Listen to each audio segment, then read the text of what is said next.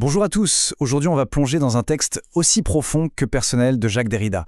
Le titre, c'est « L'animal que dont je suis ». Et ce qui est fascinant, c'est que ça ne commence pas avec une grande théorie abstraite, non, ça part d'une rencontre, quelque chose de très intime et même d'assez déstabilisant. Et voilà la scène. C'est presque une confession en fait. Imaginez Derrida, le grand philosophe, nu chez lui et son chat qui le regarde.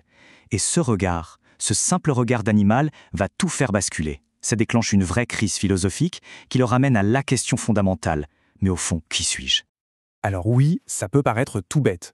Un philosophe, son chat, un moment de gêne, mais c'est vraiment le point d'ancrage de toute sa réflexion. Ce n'est pas du tout une anecdote, c'est le début d'un vertige, un vertige qui va carrément remettre en question des siècles de pensée occidentale. Ok, alors allons-y. Faut bien comprendre que ce n'est pas juste une question de gêne ou de pudeur.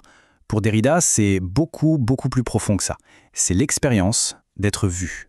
Mais pas vu par une chaise ou une table, non. Vu par un autre sujet, un autre être vivant, qui le regarde droit dans les yeux. Et Derrida insiste vraiment là-dessus. Le regard de son chat, ce n'est pas vide. Ce n'est pas un simple réflexe biologique. C'est un regard qui questionne. Un regard sans fond, comme il dit.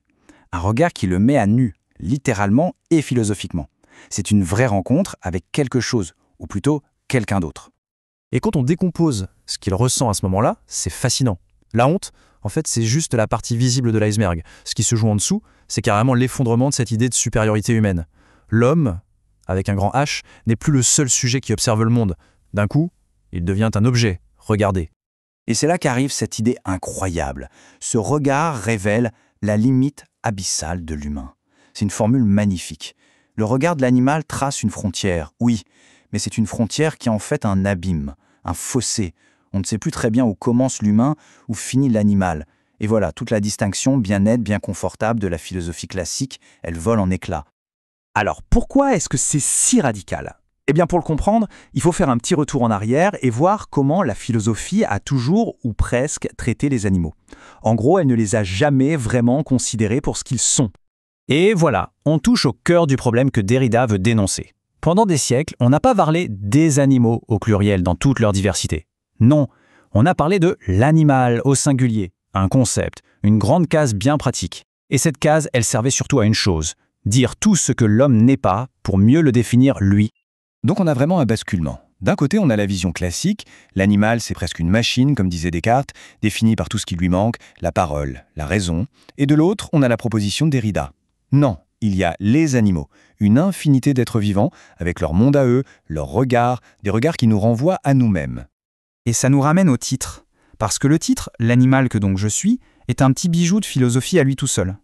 Derrida a caché un jeu de mots, une ambiguïté. C'est absolument génial. Voilà l'astuce. En français, « je suis » peut venir du verbe « être », donc « j'existe ». Mais ça peut aussi venir du verbe « suivre ». « Je suis l'animal », dans le sens où je marche derrière lui. Du coup, le titre n'affirme rien. Il pose une question. Est-ce que j'affirme mon existence ou est-ce que je reconnais que je suis l'animal, que je viens après lui ? Et ce deuxième sens, l'idée de suivre, ça change absolument tout. Ça renverse complètement la pyramide. L'humain n'est plus au sommet de la création. Non, il devient celui qui suit, qui marche dans les pas d'eux, qui vient après l'animal. Notre identité même se construirait en suivant cette trace animale. C'est ça, la question vertigineuse que pose Derrida rien qu'avec son titre. Est-ce qu'on est le pinacle de l'existence ou est-ce qu'on est juste ceux qui suivent le mouvement ? Et tout ça, ça nous amène au point final de Derrida, un point qui concerne le langage lui-même, et la violence en fait, que notre langage peut contenir sans même qu'on s'en rende compte. Pour nous faire prendre conscience de ça, il invente un mot, l'animo. A-N-I-M-O-T. C'est la fusion entre animal et mot. C'est une façon de nous alerter.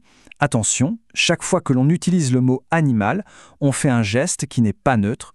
On prend un seul mot et on écrase des millions de réalités différentes sous une seule et même étiquette. Et quand on s'arrête 2 secondes pour y penser, c'est vrai que c'est un peu fou.